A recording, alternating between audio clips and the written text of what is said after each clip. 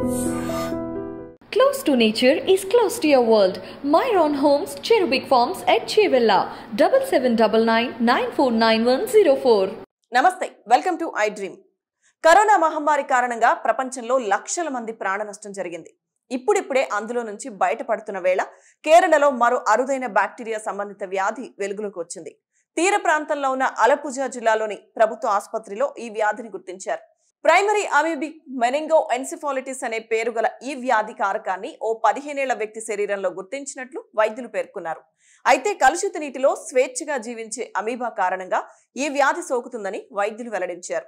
స్థానికంగా పన్వల్లి ప్రాంతానికి చెందిన 15 ఏళ్ల బాలుడు తీవ్ర జ్వరంతో ఆసుపత్రిలో చేరాడు. తలనొప్పి, వాంతులు, మూర్ఛ వంటి ఇతర లక్షణాలు రోగిలో గమనించిన వైద్యులు శాంపుల్స్ ను ల్యాబ్ కు పంపించారు. దీంతో అమీబా కారణంగా సోకే అరుదైన వ్యాధి కారకం అతనిలో ఉన్నట్లు గుర్తించారు. వెంటనే చికిత్సను ప్రారంభించామని తెలిపారు. పేషెంట్ శరీరంలోకి ముక్కు ద్వారా వ్యాధి కారకం ప్రవేశిస్తుందని డాక్టర్స్ తెలిపారు. కలుషిత నీటితో స్నానం చేయకూడదని పేర్కొన్నారు. ఈ బ్యాక్టీరియా శరీరంలోకి ప్రవేశించిన అనంతరం మానవ శరీరంలోని మెదడుపై దాడి చేస్తుందని వెల్లడించారు. తీవ్ర జ్వరం, తలనొప్పి, వాంతులు, మూర్ఛకు సంబంధించిన లక్షణాలు ఉంటాయని తెలిపారు.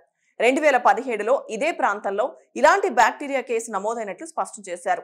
ఇక ఈ బ్యాక్టీరియా గురించి తెలిసాక కేరళ ప్రజలు మరోసారి వణికిపోతున్నారు. మరో మహమ్మారి కాకూడదని ప్రార్థిస్తున్నారు.